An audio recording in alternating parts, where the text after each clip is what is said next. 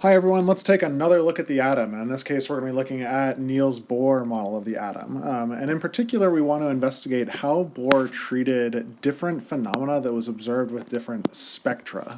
So we're going to look at some spectra in these slides, we'll look at some spectra in class, and we'll try to distinguish between some types. So first off, there are some types of spectra that consist of only one wavelength of light, which would mean one color of light, and those are called monochromatic. Mono meaning one, chromo meaning color, so monochromatic, one color. Remember, wavelength and color are associated with one another, so these would be one color of light.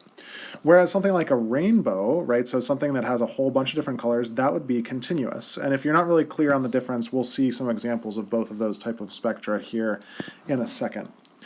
So when we shine light through a medium, and let's say we excite some element in some way, and we look at it through something called a diffraction grating, or we look at it and somehow separate the different wavelengths, we produce something called a spectrum.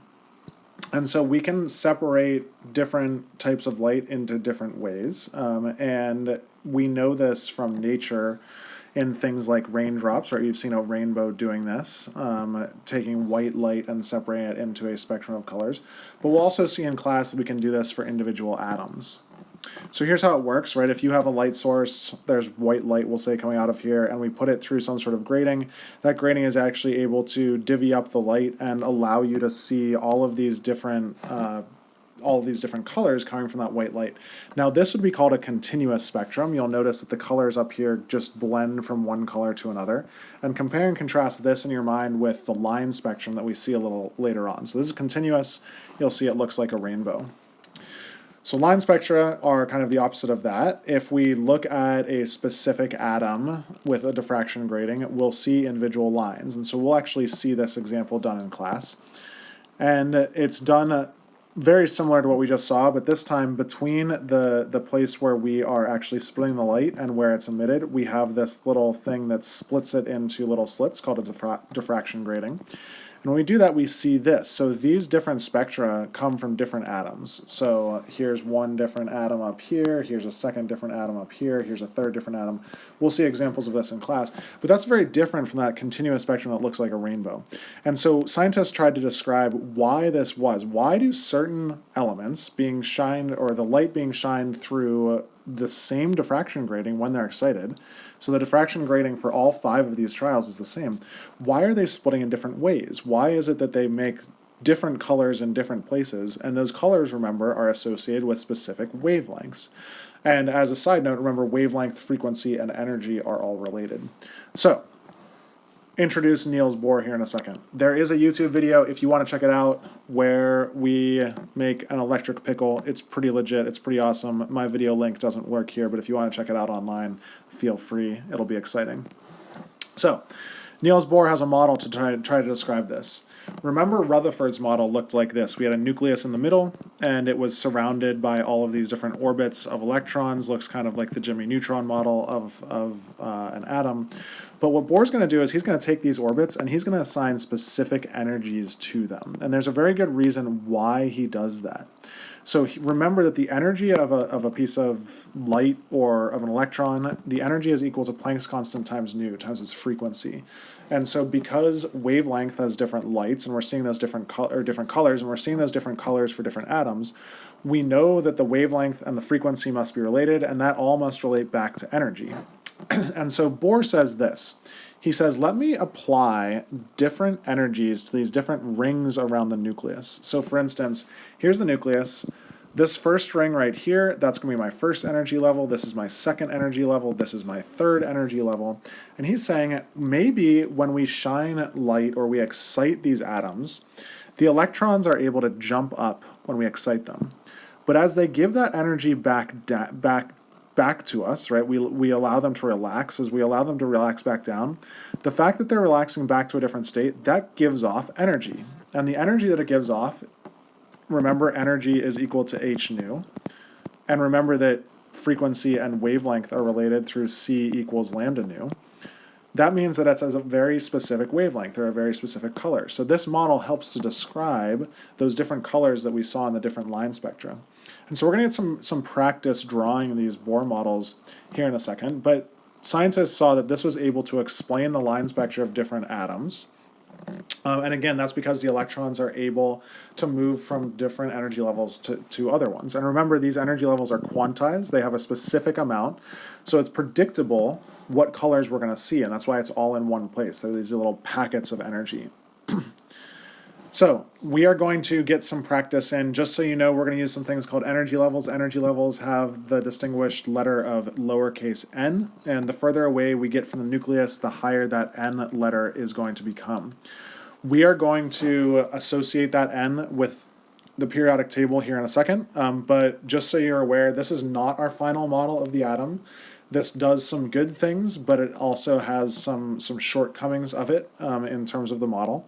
So we will investigate how the model is useful, and we'll get some practice drawing it and showing these different amounts of energy, but recognize that we now know that electrons don't move in these circular orbits, so this isn't really exactly what's going on in atoms. So here are some steps. These steps are on your note guide.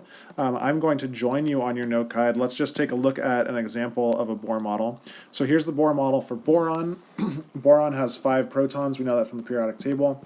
We are going to assume that we're using the most stable isotope, so we'll get the number of neutrons that's closest to the atomic mass. I'll show you how to do that in a second. And then we'll figure out the number of energy levels and the electrons that need to be applied in there. So let me join you on the periodic table, and we'll go from there. We're first going to look at boron together on the periodic table. You can look over your note guide for why we drew this the way we drew it. So on your periodic table, here is boron. And we said that boron has 5 protons in the model. So why do we get the 5? Well, it has an atomic number of 5. We also said that it has 6 neutrons. Where did we get the 6 neutrons from? Remember, this periodic table doesn't have mass numbers. Periodic tables don't have mass numbers because mass numbers are isotope specific. They have atomic masses. In this case, the atomic mass of boron is 10.811. Remember, that's a weighted average. And so because that's a weighted average, we know that probably the most prevalent isotope, or definitely the most prevalent isotope, is the one with 6 neutrons. Now, how do we know that? Because this number is closest to 11, right? It rounds to 11. So 11 minus the 5 protons that we know we have is 6 neutrons in the most prevalent isotope. The most prevalent isotope is going to have the heaviest weighting, and so this number is going to be closest in value to the most prevalent isotope. Now, how did we figure out where the electrons go? So there's something we should draw onto our periodic tables. And if you have a periodic table, you might want to take it out at this point. Remember that energy level we denoted with a lowercase n. So over here, we're going to write down some energy levels. So this column that I write is going to be n for the energy level. Technology issues, sorry. So hydrogen and helium, they're in the first energy level, and these energy levels are going horizontally. So the second energy level is lithium, beryllium, boron, etc. Third energy level is right here, fourth, fifth, etc., all the way down to 7. It's going to be really important that we know how to do that for what comes later in this unit. So just recognizing that as we go down the periodic table, the horizontal rows are called energy levels. So 1, 2, 3, 4, 5, all the way down through 7. Now the question becomes, in the Bohr model that you're looking at, how many electrons do you put on each ring? And the number of electrons corresponds to the number of columns in the energy level. So you'll notice that in the first energy level, we have 2 atoms. So in the first energy level, we can hold 2 electrons. In the second energy level, we have 1, 2, and then there are 6 over here. So 2 plus 6, there are 8 elements. So we can hold 8 electrons. Things get a little bit crazy when we get down to the third energy level. It turns out that we can actually hold 18 electrons, and just as a side note, the reason for that is that this little section is actually in the third energy level. We'll discuss that later on in the year. But we have these 2 elements, we have these 6, so that's 8, plus these 10, that's where we get the 18 from. And you may remember back in middle school or bio, that progression of 2, 8, 18. But we'll use those today to draw our Bohr models. So the first Bohr model that we need to draw is for aluminum. Aluminum is right here. Let's do some math for ourselves. So you'll notice that aluminum has 13 protons. I've scribbled all over this, but aluminum has 13 protons. How do we know that? Its atomic number is 13. Its atomic mass is really close to 27, so 27 minus 13 is 14 neutrons. So let's go get this set up, and then we'll deal with the electrons. If I come back and join you on the note guide, we are drawing the Bohr model for aluminum. We'll draw our nucleus here. We'll write our numbers in there. So we said that aluminum has 13 protons. P plus is what we distinguish as protons, or protons are positive, that's where the plus comes from. And we said that we are going to have 14 neutrons, N0, 0 for neutral charge, in this most stable version of aluminum, or most common version, I should say, of aluminum. Now, let's come back to the periodic table. You'll notice on the periodic table where aluminum is energy level-wise. Energy level-wise, aluminum is in the third energy level. So that means we need to draw 3 rings, right? 3 energy levels. So here is our n equals 1 energy level. Here's our n equals 2 energy level. Here's our n equals 3 energy level. And now we're going to draw in our electrons. I'll draw them in blue. How many electrons do we need to draw? Well, remember this. We have 13 protons, 13 positives. How many negatives do we need? Well, we need 13 negatives to cancel out these 13 positives. The 14 doesn't matter, right? Those are neutral. So we need to draw in 13 electrons. And remember what we did earlier, the 2, 8, this dictates how many electrons we can put on each ring.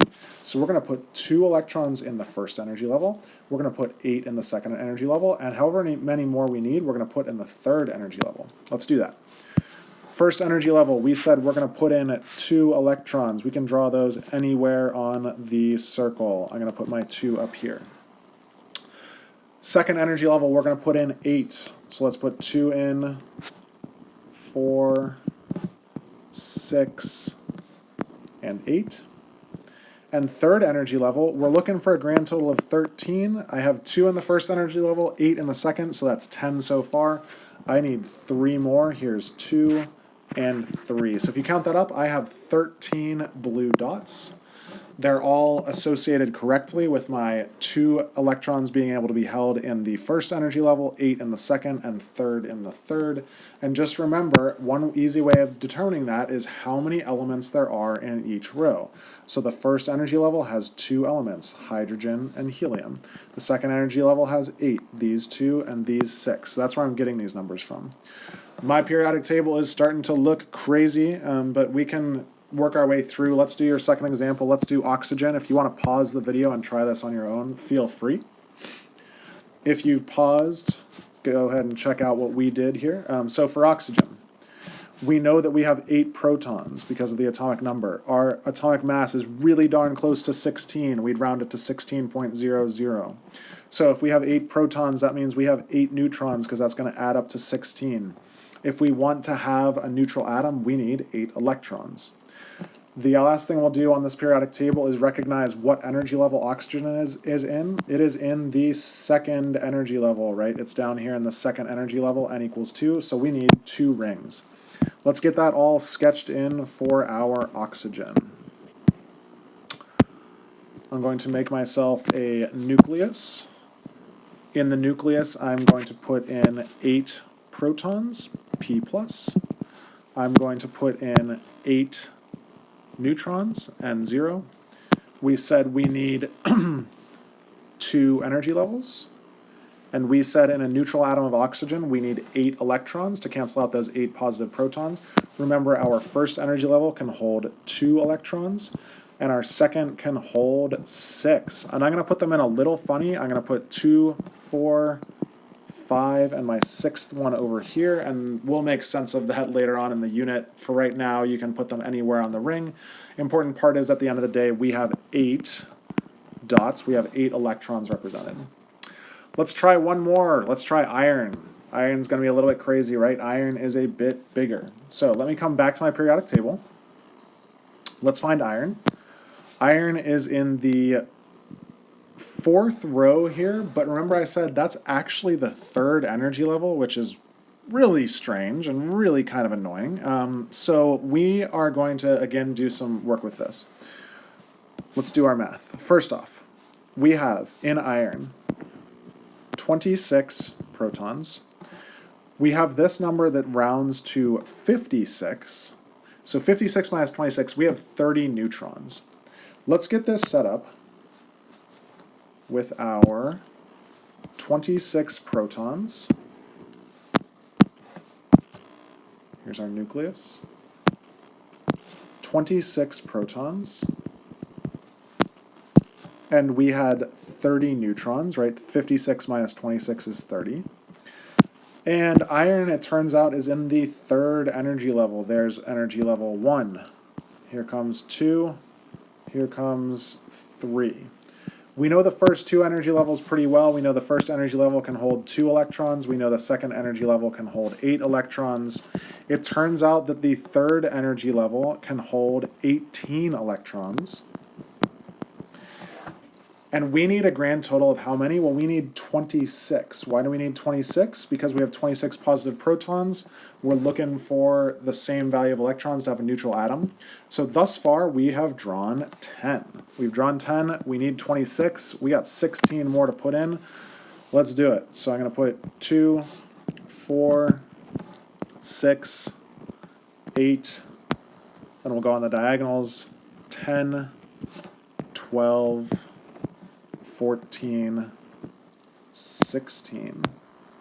So if you count all of that up, we should have 26 dots in the third energy level. That is our full Bohr model for iron. Again, this isn't the complete model that we know and love today. That's called the quantum mechanical model, but we will get there shortly.